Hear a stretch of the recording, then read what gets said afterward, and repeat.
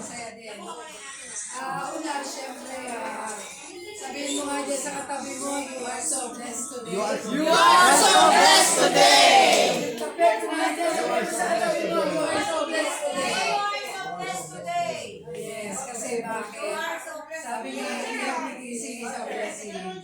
Dahil magtatapos ang 2024, magkakasama tayo at buhay na buhay. Yes!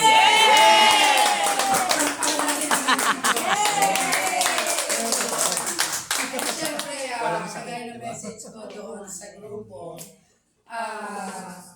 marami tayong dapat ipagpasalamat sa ating Panginoon Diyos for 2024 and looking forward for 2025.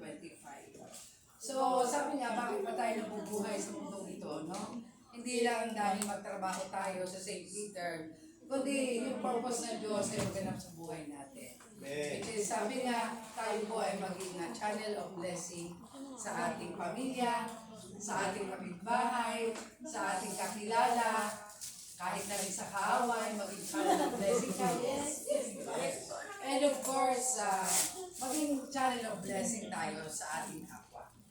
Kasi sabi nga, ano man po yung ating mga blessing na tinatanggap, not only the material blessings, no?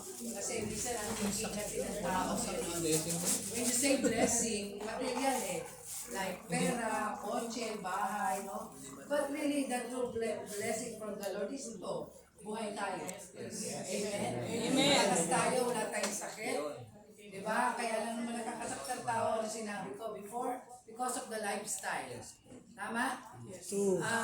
Kanina doon sa Commonwealth, may cancer survivor. Sabi ko, salamat sa Diyos, no? Pero sana huwag tayong bumalik doon sa lifestyle natin. Kaya umuulit yung cancer ng tao kasi bumalik siya doon sa dati. Na bawal, kakainin. Kaya bawal. Ikaw lang kakain. Oo, so ibig sabihin, pero okay lang naman yan. Kurot. Kurot lang. Tingnan mo more kung sino kukurot lang. Tingnan natin kung sino may pinakamaraming ganda ng nation. Pero really, salamat sa inyo. Salamat sa tingkat ng kamunin. For 2024, sa mga nakakaraang taon. Kasi ako lagi ko pinapanalangin sa Panginoon, intact tayo. Walang mawawala. Walang maalis. Mapera lang pinuha na ng Diyos ang buhay. Kasi hindi natin kaya kontrolin. Tama? And without God, no, it is impossible na gawin natin ang lahat ng bagay. At apart from Him, bigay mo natin. Right? Kaya lagi mo sabihin sa katabi mo, kahit sa asawa mo, kahit inis na inis ka na. No. Katabi mo, thank you Lord, buhay pa yung asawa ko. Ay, thank you Lord, mahal na mahal ko yung asawa ko. Isa nakakainis na may kamulo. Alam mo yun, really, no? Ang Diyos lang naman ang nakakaalam ng buhay natin. Sabi nga, sa isang ilag, sa isang kisip mata, pag gusto ng bunin ng Diyos ang hininga mo, wala kang magagawa. Tama ba? Kahit anong dami ng pera mo. Kung ikaw ay may tapos na yung timetable mo sa Panginoon Diyos, ano magagawa? So, ano magandang gawin? Habang buhay ka, may maganda kang nagagawa para mag-glorify natin ang Diyos. Yun yung mensahe ko. Ano man ang tinatanggap natin, tanda natin nandito para sa sarili lang natin. And sa mga kumikita na dito, ingatan niyo po yan. Kasi sabi nga, money is a root of evil. If gagamitin natin para mapariwala ka.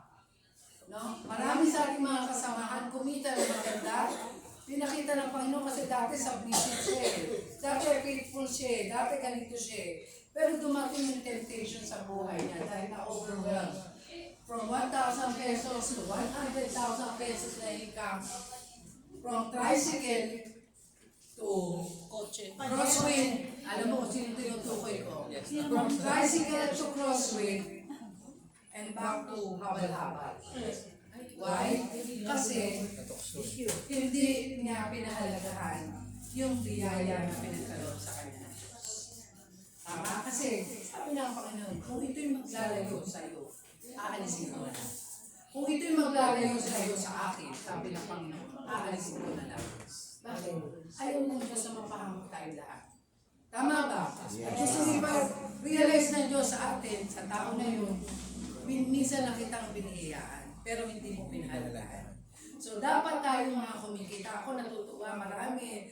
I like, itong mag-asawa na ito, tutuwa ako nung nabalita ako. Una, nakapagpa-improve ng bahay, and then, ayaw pang sabihin, nabalitaan ko lang kay Sharon yata. Meron ng bagong siya. Praise the Lord.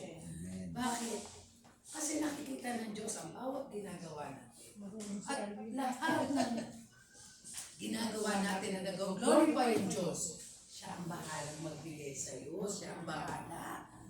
Dapat lagi with God, all things are possible. All things are possible to those who believe. Kasi naniniwala ka sa Diyos, tama. At mayroon bang imposible sa Diyos? Wala. Ang ayaw lang ng Diyos, yung mag-doubt ka.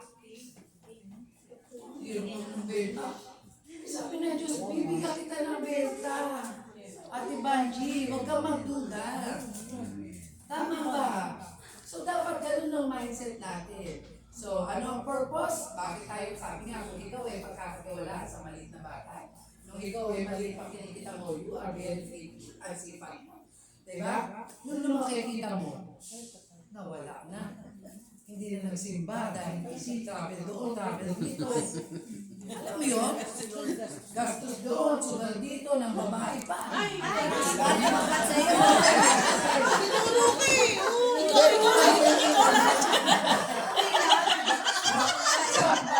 So, ibig sabihin,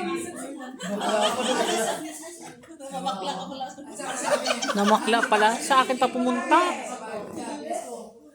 pero hindi ibig sabihin, hindi malis tayo na natas.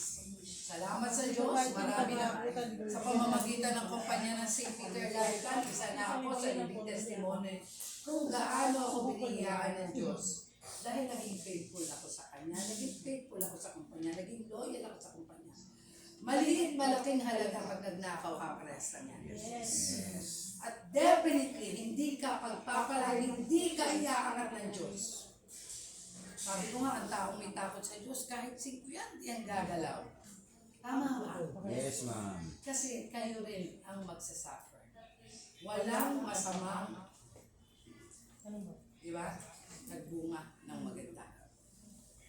Kaya tayo, habang tayo nandito sa St. Peter Lifeline, at sa tingin nyo po, ang kumpanyang ito ay para sa inyo, manatili ka.